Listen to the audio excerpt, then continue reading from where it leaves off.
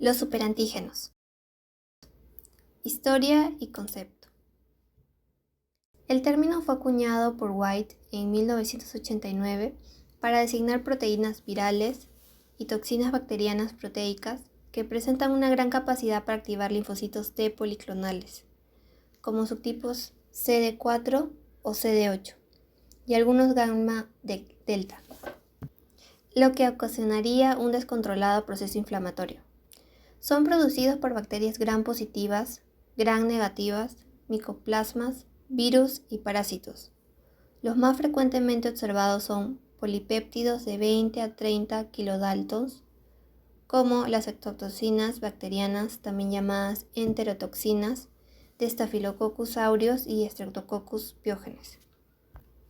Staphylococcus aureus, una bacteria de cocos gram positivos que produce numerosos superantígenos. Clásicos: exotoxinas A, B, C, D y recientemente descubiertas G, H, I, K, TST1, toxina 1 del síndrome del shock tóxico, de las cuales la A es la que con más frecuencia se asocia a las intoxicaciones alimentarias. La enterotoxina C y D se encuentran en los productos lácteos contaminados y la B produce colitis pseudomembranosa estafilocócica.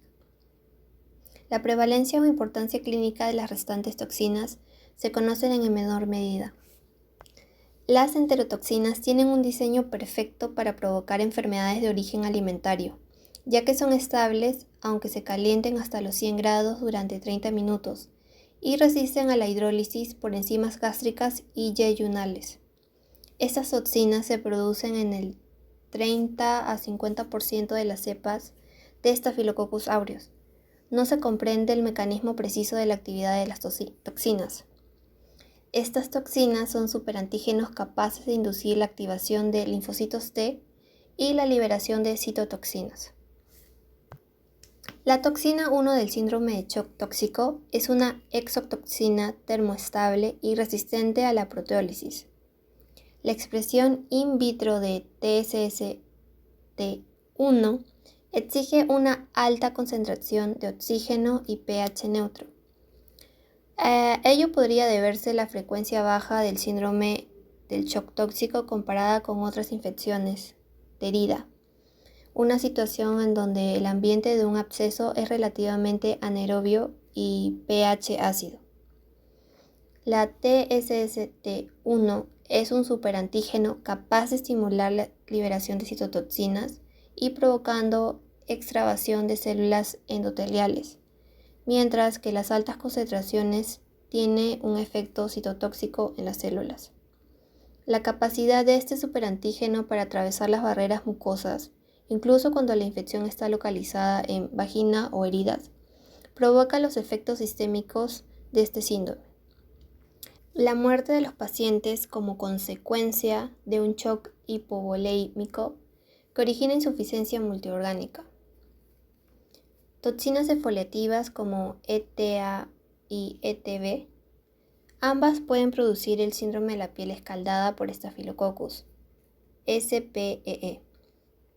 ETA es termoestable y el gen se asocia con un fago, mientras que las ETB son termolábiles y se localizan en un plásmido.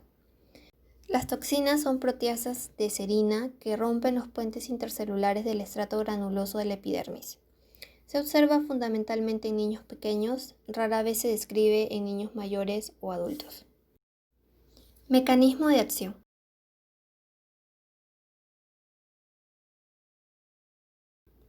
Los linfocitos T poseen un receptor TCR donde dependen de la presentación antigénica realizada por la célula presentadora de antígeno, CPA.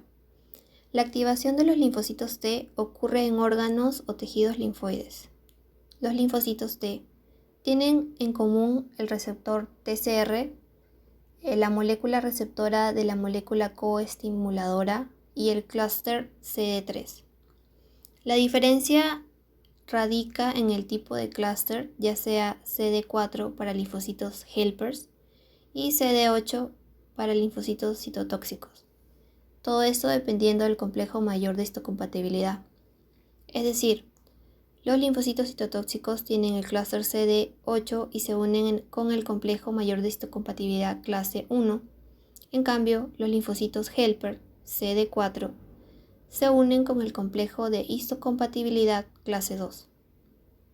La presentación antigénica es realizada en célula presentadora de antígenos como las células dendríticas, macrófagos y linfocitos B, donde fagocitan o endocitan el antígeno o previamente presentan el antígeno en el citoplasma.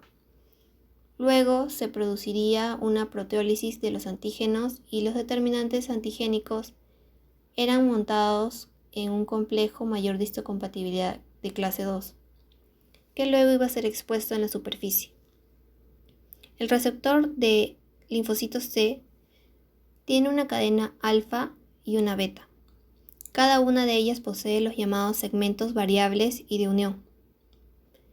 El complejo mayor de histocompatibilidad de clase 2 se une al receptor del linfocito T en una zona específica que tiene parte de cadena alfa y beta. Si se produce este reconocimiento, se activa el linfocito T iniciando la secuencia de liberación de citoquinas, que inducen diferenciación y proliferación celular, comprometiendo a otros efectores que tienen acción proinflamatoria con el fin de eliminar el agente extraño. Eso ocurre en un mecanismo normal. Sin embargo, los superantígenos se unen a la cadena lateral de la molécula de complejo mayor de histocompatibilidad clase 2 y en la zona variable de la cadena beta del TCR a un nivel distinto del surco de unión normal del péptido antigénico.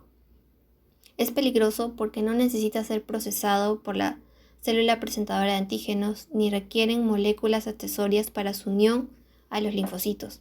Por tanto, el porcentaje de clones de linfocitos activados es enorme, siendo un aproximado del 30% en comparación del mecanismo normal que activa apenas el 1% de linfocitos. Esta expansión clonal de linfocitos finalmente llevará a una gran producción de citoquinas.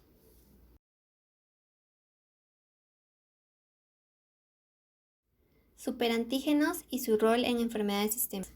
Actualmente se sabe que los superantígenos contribuyen en la patogenia y mantención de enfermedades como enfermedad de Kawasaki, artritis reumatoide, shock tóxico por Staphylococcus aureus, infección por virus y las infecciones de Streptococcus pyogenes. La acción de los superantígenos se da a través de 3 mecanismos.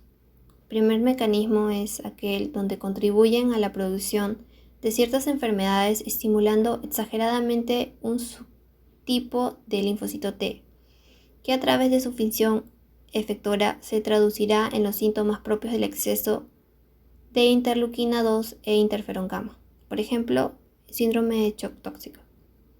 El segundo mecanismo es autorreactivos y así inducen o exacerban enfermedades autoinmunes, que es lo que ocurriría en la artritis reumatoidea.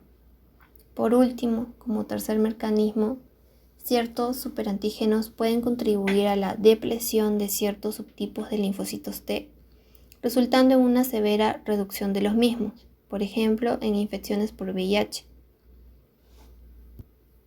En el caso del shock tóxico, como antes he mencionado, la toxina TS1 es el prototipo causante de la enfermedad, pero se ha observado que otros superantígenos como SEB y SEC también producen el cuadro de la enfermedad. En su fase aguda, los linfocitos C con zona variable beta se incrementan causando un aumento en la liberación de interleuquina 2 e interferón gamma por linfocitos y macrófagos, lo que finalmente generaría el cuadro de inflamación generalizada característico de esta enfermedad. Las toxinas de Streptococcus tipo A como SPEA y SPEB pueden manifestar de manera más dramática el cuadro de shock tóxico, con cuadros más letales, ya que esta bacteria gram positiva puede ingresar al cuerpo a través de la piel, causando dolor en el sitio de infección, lo cual siempre precede a los síntomas. Posteriormente, progresando a faseitis necrotizante o miositis, aunque este último solo ocurre en el 10% de los casos. También puede ocurrir shock o falla orgánica múltiple. La progresión es rápida. Por la gran destrucción tisular, la muerte ocurre aproximadamente en 1/3 de los pacientes tratados. En la enfermedad de Kawasaki, que es una enfermedad sistémica que se presenta en niños, se caracteriza por tener 3 fases. La primera fase, llamada aguda o febril, que dura aproximadamente de 7 a 14 días, presentando hiperemia conjuntival, lengua en fresa, labios rojos con fisuras, edema en manos y pies. Presentan aumento de los subtipos de células T, los cuales regresan a la normalidad cuando se entra a la tercera fase de convalecencia. La segunda fase es la fase subaguda, que se inicia al desaparecer la fiebre, dura menos de 25 días y es caracterizada por la descamación de pies y manos. También artritis, artalgia y trombocitosis. La última fase, la fase de convalecencia, se acompaña de alteraciones cardíacas en un 20 a 50% de los niños, siendo la principal causa de esta enfermedad cardíaca adquirida. En las enfermedades autoinmunes, se ha postulado como la célula más importante a los linfocitos T, basándose en la relación que existen con la artritis reumatoide con tipos específicos de CMH clase 2 y la presencia de gran número de linfocitos T en la inflamación que actuarían de forma autorreactiva. Es posible también la participación de los superantígenos en la patogénesis de algunas formas de psoriasis, ya que esta enfermedad es generalmente precedida de faringitis causada por Streptococcus, incrementando los niveles de antiestreptolicinas en plasma, y en las lesiones de la piel se ha observado un infiltrado de linfocitos citotóxicos y helpers. Conclusiones. La producción de exotoxinas de microorganismos son capaces de actuar como superantígenos, uniéndose a la región variable beta de los receptores de linfocitos T, produciendo activación y expansión clonal de estos, con la consecuente liberación de citoquinas, quitándole su principal característica específica de la respuesta adaptativa.